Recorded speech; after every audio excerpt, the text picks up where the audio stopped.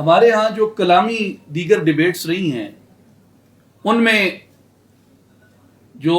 With in Sunni paradigm دو لوگ تھے، ایک اشرائٹس تھے اور ماتوریدیز تھے، اور جو اللہ تعالیٰ کی وحدانیت پہ ایمان لانے کی بحث تھی اور نبی کا پیغام پہنچنے کی بحث تھی، اس میں اشاعرہ کے نزدیک اس بات میں تخفیف تھی کہ اگر کسی تک نبی کا پیغام نہیں پہنچا، اور کوئی ایسی قوم، ویسے تو قرآن کا یہ پرنسپل ہے وَلِكُلِّ قَوْمٍ ہاد، ہر قوم کی طرف کوئی نہ کوئی ہادی ضرور گیا ہے، لیکن اگر بالفرض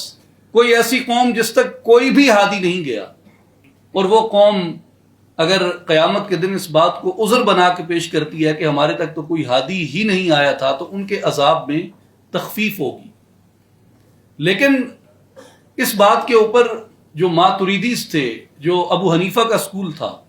انہوں نے اختلاف کیا اور انہوں نے کہا کہ نبی کی رسالت کے اقرار کرنے میں تو ان کے اوپر تخفیف ہوگی کہ نبی کا پیغام ہی ان تک نہیں پہنچا تھا،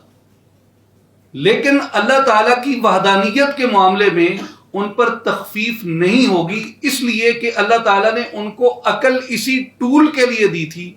کہ وہ یہ یقین حاصل کر سکیں اپنی عقل کے ذریعے کہ یہ دنیا پیدا ہوئی ہے، کسی نے پیدا کی ہے اور کوئی اس کو چلانے والا ہے، کیونکہ تمام مظاہر فطرت اگر انسان اپنی عقل سے دیکھے اور سوچے تو اس کی وحدانیت کا اقرار اور اعتراف کرتے ہیں۔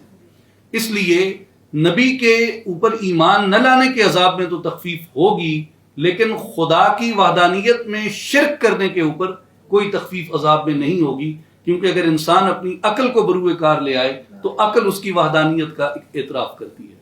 تو اس لیے جو عقل ہے یہ انسان کی رہنما ہے، اور یہ انسان کا وہ بنیادی ٹول ہے جس کے ساتھ یہ وحی کی اتھینٹیکیشن کر سکتا ہے، اس کے بارے میں ریشنلی سوچ سکتا ہے، اور عام انسانی سطح پہ رہتے ہوئے بھی وہ نتائج اخذ کر سکتا ہے جو ہمیں ہدایت کے، نور کے اور قریب کر دیتے ہیں۔ اور جو ریلیجن کا مدعا ہے، جو ریلیجن کی دعوت ہے آخرت کی زندگی کی بہتری، وہ انسان اپنی عقل کو بھی اگر سوچے تو وہ قریب قریب انہی نتائج کی طرف انسان کو لے کے جاتی ہے۔